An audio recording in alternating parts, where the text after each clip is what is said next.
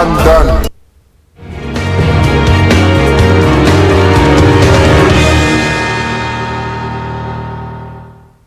नमस्कार, मैं आपके साथ रंजना रावत और आप देख रहे हैं खबर तो समझिए। बुलेटिन की शुरुआत करते हैं और सबसे बात पहले पटना की। पटना के एक बड़े अस्पताल में हाथी दांत की तस्करी का मामला सामने आया है। हैरानी करने वाली बात है कि ये मामला एक बड़ी निजी अस्पताल से सामने आया है, जिसमें अस्पताल के एक डॉक्टर की भी आरोपी हैं। तो सवाल है कि क्या हॉस्पिटल की आड़ में चल रहा था हाथी दांत की तस्करी का गोरख धंधा? पूरी रिपोर्ट को देखिए, फिर खबर तो समझिए।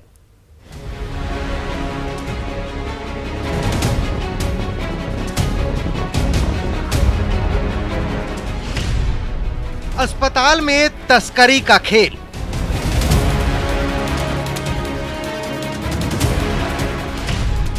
$35 किलो हाथी दांत के साथ 4 गिरफ्तार।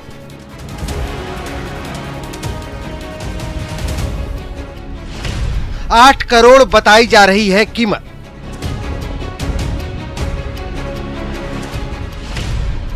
तस्करी में नामी डॉक्टर शामिल।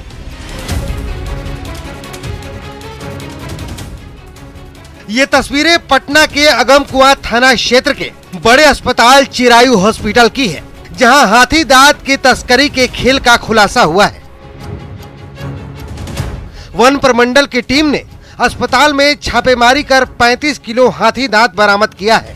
हाथी दांत की कीमत 8 करोड़ रुपए बताई जा रही है। टीम ने हाथी दांत के साथ मुख्य आरोपी डॉक्टर ज्योति कुमार समेत 3 लोगों को भी गिरफ्तार किया है। इनमें से 2 लोग डॉक्टर के ड्राइवर हैं, जबकि एक बिचौलिया है।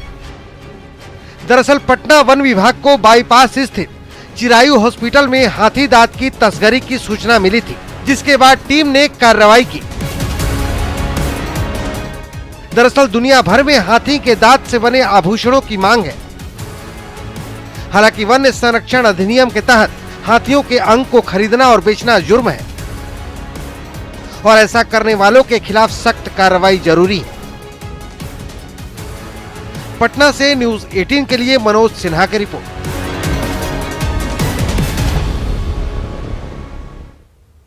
चलिए अब खबर को समझते हैं। हाथी दांत से कीमती आभूषण बनाए जाते हैं। हाथी दांत से सजावट के सामान भी बनाए जाते हैं। हाथी दांत से बने सामानों की जो कीमत होती है वो लाखों करोड़ों में होती है। पटना से 35 किलो हाथी दांत पकड़ा गया है। जब्त हाथी दांत की कीमत 8 करोड़ रुपए बताई जा रही है। मतलब 1 किलो हाथी दांत की कीमत तकरीबन 23 लाख रुपए है। जाहिर है हाथी दांत की तस्करी होती है।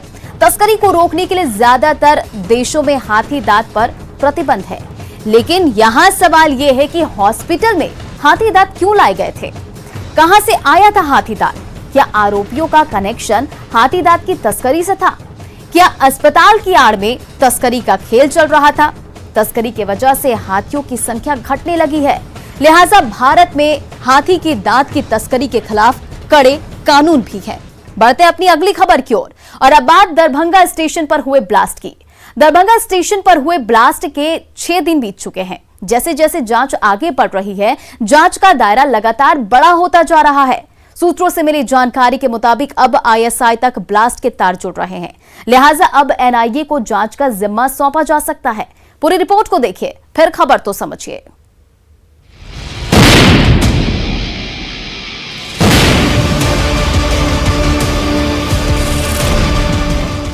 17 जून को दरभंगा रेलवे स्टेशन पर पार्सल में धमाका बहुत छोटा था, लेकिन उसकी गूंज बड़ी सुनाई दे रही है।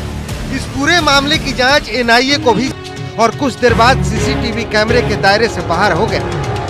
आप देखिए कि ये वही सीढ़ी है जहां वो चढ़ के ऊपर वहां से मुआयना करता है और 10 मिनट तक यहां से वो किसी से फ़ोन पर बात करता है और ब्लास्ट की जगहों को तारता रहता है। इसके बाद वो यही सीढ़ी से 10 मिनट के बाद फिर से उतरता है और सामने जो आप देखेंगे कि दरभंगा लिखा हुआ भी है और सामने जो सीसीटीवी है उसके जद में भी वो आता है फिर से।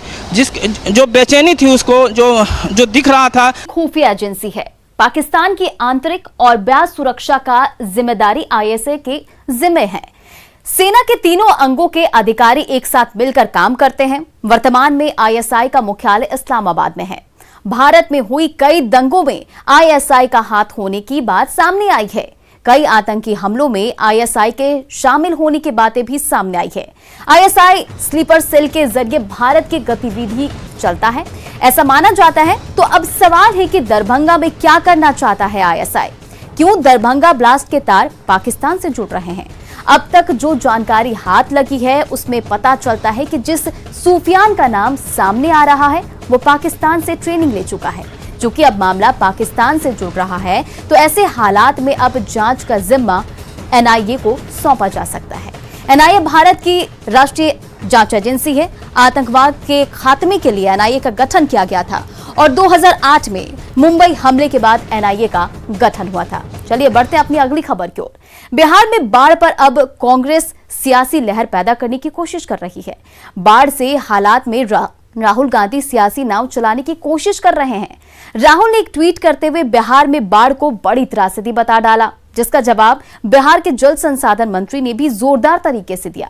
क्या है पूरा मामला, जानिए फिर खबर समझिए।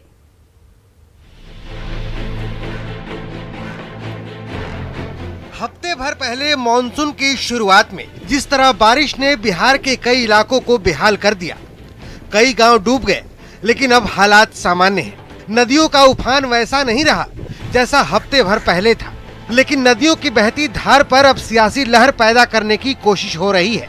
बिहार में बाढ़ को लेकर राहुल गांधी ने सियासी नाव चलाने की कोशिश की है। अपने ट्वीट में राहुल गांधी ने लिखा है कि बिहार के बाढ़ पीड़ितों को मेरी संवेदनाएं। महामारी के समय में यह आपदा एक बड़ी त्रासदी है। मैं कांग्रेस के साथियों से अपील करता हूं कि राहत कार्य में हाथ बटाएं। हमारा हर कदम जन सहायता के लिए उठे। यही कांग्रेस विचारधारा की असली पहचान है।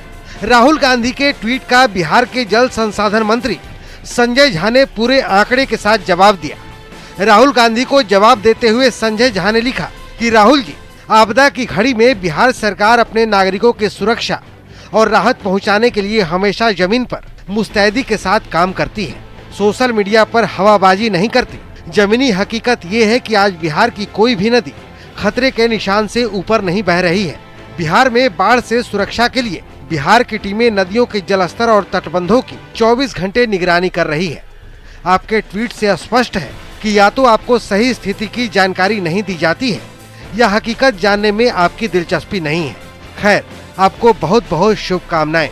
आमतौर पर बिहार से बेखबर रहने वाले राहुल गांधी का बाढ़ के बहाने बयान तब आया है जब बिहार की सियासत का सिनेरियो तेजी से बदल रहा है। Bureau report, news 18 network. अब खबर तो समझिए।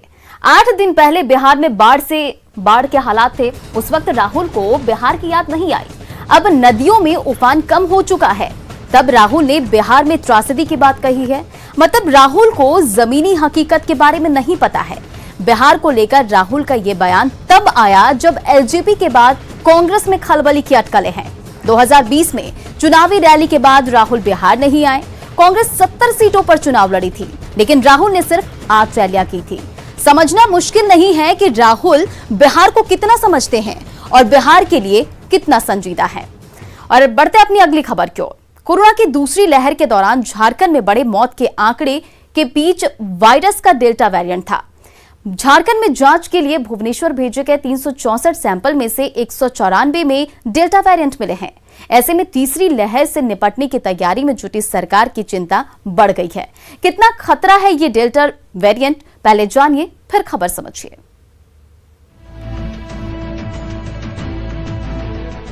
झारखंड में भले ही कोरोना की दूसरी लहर सुस्त पड़ गई है, लेकिन राज्य में मिले वायरस के डेल्टा वेरिएंट ने चिंता बढ़ा दी है। झारखंड से 364 सैंपल जांच के लिए भुवनेश्वर भेजे गए थे, जिनमें से 194 सैंपल में डेल्टा वेरिएंट पाए गए, जबकि 63 सैंपल में गप्पा वेरिएंट और 59 में अल्फा वेरिएंट मिले हैं। क्योंकि ये वायरस ही म्यूटेबल वायरस है, वेरिएशंस होंगे। और लेकिन अभी जो म्यूटेशन मिला है उसका क्या फैटिलिटी रेट है ये पता नहीं है किसी को। ट्रांसमिशन रेट क्या है, उसमें किस तरह के और सारे लक्षण आएंगे, ये क्लियर अभी तक नहीं है। हो सकता है नियर फ्यूचर में वो भी क्लियर हो जाएगा। जिन 196 सैंपल में डेल्टा वेरिएंट मिले हैं, उनमें जमशेदपुर के 86, रांची के 26, धनबाद के 32, हजारीबाग के 39 और पलामू के 21 सैंपल शामिल हैं। डेल्टा वेरिएंट न सिर्फ तेजी से संक्रमण फैलाता है, बल्कि इससे ऑक्सीजन की कमी और फेफड़ों में संक्रमण भी ज्यादा होता है, जिससे ज्यादा मौतें होती हैं। 194 जो डेल्टा वेरिएंट है, ये थोड़ा सा ज़्यादा नुकसान के कारण के बारे में लोग बताते हैं और हम लोग लगातार सजग हैं, लेकिन ऐसा प्रतीत होता है कि जो बाहर से माइग्रेंट लेबर, जो हमारे यहाँ प्रवासी लोग आ रहे हैं, उन लोगों के द्वारा जो है ये वहाँ से लाया जा रहा है। तो हम 63 सैंपल में कप्पा वेरिएंट मिले हैं, जिनमें सबसे ज्यादा जमशेदपुर में 43, रांची में 8, धनबाद में 4, हजारीबाग में 5 और पलामू में 3, जबकि 29 सैंपल में मिले अल्फा वेरिएंट में रांची के सबसे ज्यादा 18 सैंपल शामिल हैं। निरंजन कुमार, न्यूज़ 18, रांची। चलिए अब खबर को समझते हैं। 364 सैंपल में 194 डेल्टा वेरिएंट मिले हैं। झारखंड में डेल्टा, कप्पा, अल्फा वेरिएंट भी पाए गए हैं, जिसकी वजह से दूसरी लहर में कोरोना की तीव्रता ज्यादा थी। पिछले 2 महीने में 2 लाख से ज्यादा लोग संक्रमित हुए और 3,900 के करीब लोगों को जान गंवानी पड़ी। जाहिर है, झारखंड में डेल्टा वेरिएंट का मिलना चिंताजनक है। अब तो डेल्टा प्लस वेरिएंट भी सामने आ चुका है। एक्सपर्ट्स का मानना है कि ये वेरिएंट कोरोना की तीसरी लहर का कारण बन सकता है और पूरी दुनिया में इस वेरिएंट से अब तक महज 200 केस मिले हैं, लेकिन इनमें 30 भारत से हैं। इन्हीं हालातों को देखते हुए झारखंड में 1 जुलाई तक स्वास्थ्य सुरक्षा बढ़ा दिया गया है।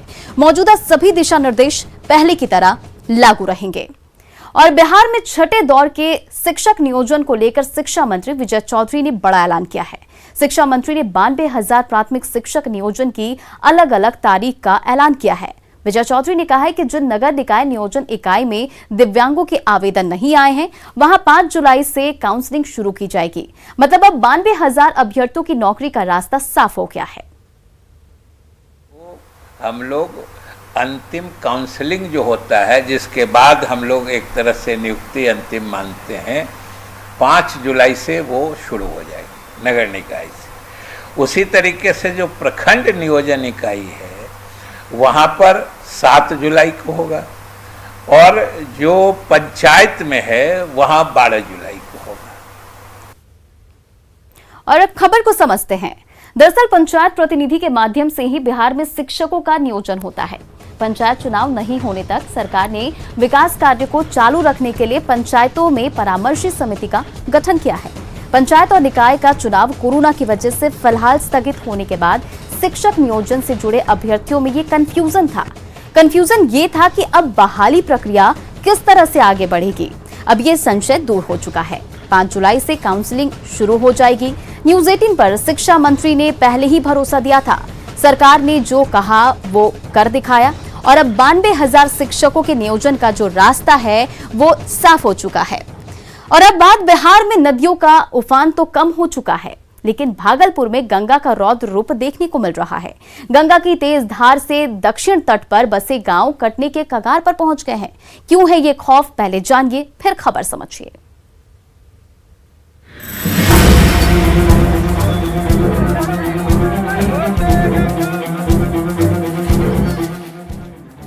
देखते ही देखते कंक्रीट की ठोस सड़क गंगा नदी की धारा में विलीन हो गई। ये देखिए, पहले नींव से टूटकर छोटा सा टुकड़ा पानी में गिरा, फिर नींव का बड़ा हिस्सा गंगा में समाया और उसके बाद तो सड़क का विशालकाय हिस्सा भर कर पानी में गायब हो गया। तो वहां मौजूद ग्रामीण ये नजारा देखकर चिल्ला पड़े। यहाँ पे कटा का बहुत एक्सेस जा रहा है। अब किस रास्ते से जाएगा ये गांव वाले को पता नहीं है। अगर दूसरा रास्ते न है कोई जाने का, इधर से जो कटा जमीन पर ले तो है हम लोग से खेलो कमेलो से आहे कटी का फिर हमरा से नजर में हमरा से रहे सब। सबौर प्रखंड के बाबूपुर से निकली ये सड़क संत नगर से गुजरते हुए दर्जनों पंचायतों को सीधे नेशनल हाईवे नंबर 80 से जोड़ती है। रोजाना हजारों ग्रामीण इस सड़क से होकर भागलपुर आते जाते हैं, लेकिन गंगा नदी ने इस सड़क की ऐसी हालत कर दी कि नीचे की नींव ही खिसक गई और पूरी की पूरी सड़क का अस्तित्व ही खतरे में पड़ गया। क्योंकि हम लोग रहे आज 3 साल से कोई भी एमपी विधायक एमपी आता है उनको भी कहते हैं हम लोग, लेकिन हाँ हो जाएगा, लेकिन अभी तक कोई सुनवाई हम लोग का नहीं हुआ है। पंचायत के लिए कटाव जारी है। गंगा नदी में हाल के दिनों में ऐसा उफान आया कि सड़क का 200 मीटर से भी ज्यादा बड़ा हिस्सा तहस नहस हो गया। गंगा नदी की तूफानी धारा हर दिन सड़क के नीचे की नींव काट रही है। रोजाना कंक्रीट की ये सड़क टुकड़े टुकड़े होकर अथाह पानी में समाती जा रही है और गांव वाले अपनी आंखों के सामने तबाही का ये मंजर देखते रह जाते हैं। गंगा नदी की उफनती धारा ने सबौर के गांव-गांव को जोड़ने वाली इस महत्वपूर्ण सड़क की ऐसी हालत कर दी कि अब बाहर आने जाने के लिए कोई रास्ता ही नहीं बचा। आशीष, न्यूज़ 18 भागलपुर। खबर तो समझिए, हर साल आने वाली बाढ़ से उत्तर बिहार की लगभग 76% आबादी प्रभावित होती है। बरसात के दिनों में कटाव एक अहम समस्या है। जब नदियों में जरूरत से ज्यादा पानी आता है तो उसकी धार तेज हो जाती है। धार तेज होने की वजह से कटाव होता है। पेड़ों की कटाई की वजह से भी कटाव होता है। कटाव की वजह से नदी उस भूमि पर कब्जा जमा लेती है, इसलिए गांव के गांव विलीन हो जाते हैं। कटाव को रोकने के लिए जियो बैग लगाया जाता है। जियो बैग की मदद से कटाव को रोका जाता है। बढ़ते अपनी अगली खबर की ओर और बात करते हैं आप डेंगू की। बिहार में कोरोना की दूसरी लहर अभी पूरी तरह से थमी भी नहीं कि राजधानी पटना पर डेंगू का खतरा मंडराने लगा है। लगातार बारिश और जल जमाव के कारण राजधानी में एडिज मच्छर के लार्वा मिले हैं, जिससे स्वास्थ्य विभाग के कान खड़े हो गए हैं। पूरी रिपोर्ट को देखिए, फिर खबर को समझिए।